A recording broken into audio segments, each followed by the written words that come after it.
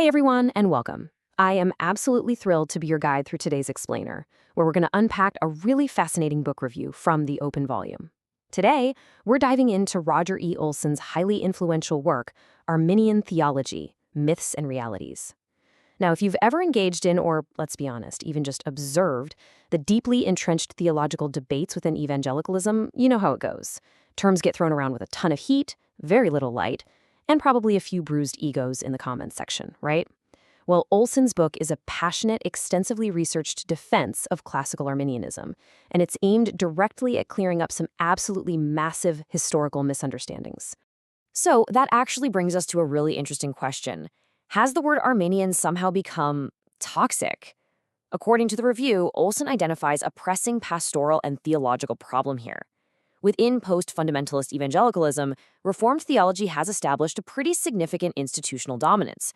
And because of that dominance, a whole cluster of persistent myths about Arminianism has just been allowed to go largely unchallenged.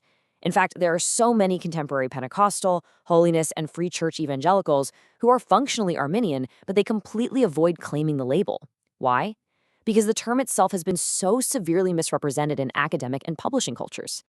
Okay, let's dive into this. There is a massive gap here between the popular caricature and the actual historical reality. The common perception, usually propagated by critics, is that Arminianism is this human-centered, overly optimistic theology that's just obsessed with human free will. They say it borders on semi-Pelagianism, which is the idea that humans basically take the first independent step toward God. But Olson's reality, which he backs up using primary sources, is entirely different.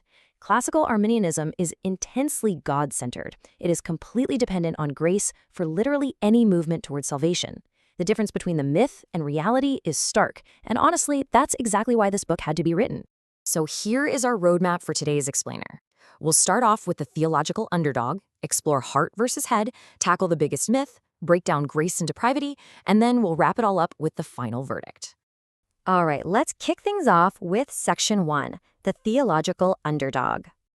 Moving right along to Section 2, heart versus head. To really defend his tradition, Olson first has to define what it actually is. And a little bit of context really helps here. Roger E. Olson is a historical and systematic theology professor at Baylor University, and his own Pentecostal and Baptist upbringing placed him squarely within the Wesleyan Arminian stream. But because his theological identity was frequently getting attacked in academic circles, this book was born out of a deeply personal desire to defend his tradition. To do that accurately, he uses this brilliant distinction from historian Alan Sell. He strictly defends what he calls Arminianism of the heart. That's the classical orthodox lineage tracing from Arminius right up to John Wesley. On the flip side, he firmly rejects Arminianism of the head, which is a liberal, Enlightenment-influenced branch that totally veers into semi-Pelagianism. By separating these two, Olson is basically saying, hey, my tradition isn't responsible for every liberal defection committed in its name. Next up, Section 3, the biggest myth. And this brings us to what is arguably the absolute centerpiece of Olson's book, and for sure the most persistent assumption people have about this theology. Is it fundamentally just a free will theology? I mean, if you ask most people who are casually familiar with the debate, they'd almost certainly say yes. They assume Arminians build their entire view of God around protecting human autonomy. But Olson forcefully, completely inverts this expectation. He states it so plainly, and I love how direct this is. Arminianism is not a free will theology, but a God is love theology. Through exhaustive primary sources, Olson proves that classical Arminians actually start with the character of God, specifically the idea that God is universally loving. Free will, that is simply a derivative inference from that starting point. They deduce free will because they believe unconditional reprobation, the idea that God decrees some people to be damned regardless of anything they do, is completely incompatible with the God revealed as love in Jesus Christ. Talk about a massive paradigm shift. All right, diving into Section 4, grace and depravity. So if this whole system isn't built on human autonomy, how does the engine actually run? Well, here is a fact that consistently shocks critics.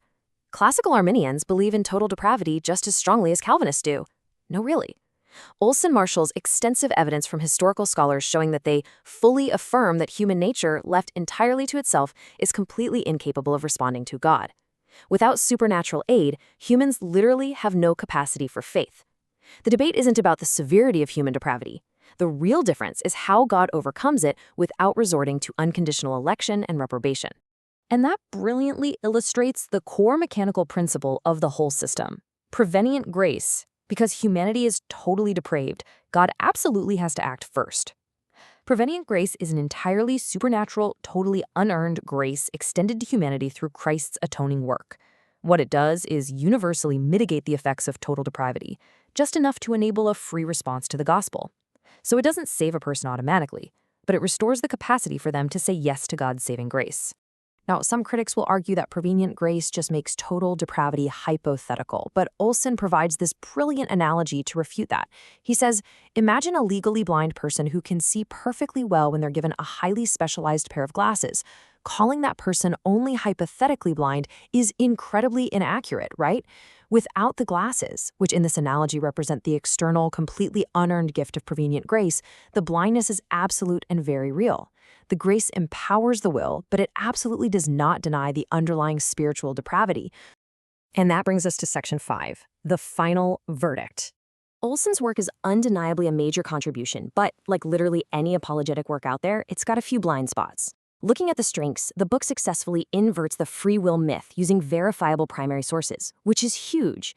It also does this tremendous historical work by retrieving 19th century Methodist scholars, like Richard Watson and John Miley, whose gold standard theology is sadly rarely cited today. Plus, it masterfully clarifies that heart versus head distinction we talked about. But on the weaknesses side, Olson's apologetic bias is definitely visible. The book leaves the actual mechanics of prevenient grace a bit underspecified. And frankly, as Olson himself admits in his own preface, the structure makes it a pretty highly repetitive read across its 10 chapters. Just to dig into those limitations a little bit more, because Olson's posture is primarily defensive throughout the book, he tends to avoid engaging with the absolute strongest Calvinist arguments. You're not going to find deep engagement with heavy hitters like Jonathan Edwards or Herman Bavinck here. Furthermore, his method is historical rather than strictly exegetical, so he doesn't provide a deep exposition of those heavily contested biblical texts like Romans 9 or John 6, and, as we just noted, the relationship between his vital concept of prevenient grace and general common grace is left frustratingly vague. Finally, our conclusion, rules of engagement. Despite any scholarly limitations, the book lands the plane with a deeply practical conclusion. Olson actually steps back to address how this debate should be conducted in the first place. Rule 1. Read the other tradition's best representatives before criticizing them. 2. Do not attack straw men or caricatures. 3. Have the humility to admit the logical tensions and weaknesses in your own theology. And 4. Absolutely do not attribute beliefs to the other side that they explicitly and officially deny. These are simple, common-sense rules, but as Olson rightly points out, they are consistently violated by both sides, and that's exactly what leads to such toxic polarization. So, as we wrap up this explainer, I want to leave you with a question to chew on. How will you apply these rules of engagement to your next theological conversation? Because whether you lean Calvinist or Arminian or fall somewhere completely outside of this debate altogether, the pursuit of truth requires fairness, rigorous engagement with primary sources, and, above all, charity toward the people we disagree with. Thank you so much for joining me as we explore the fascinating realities of Arminian theology, and I highly encourage you to keep diving deep into the sources.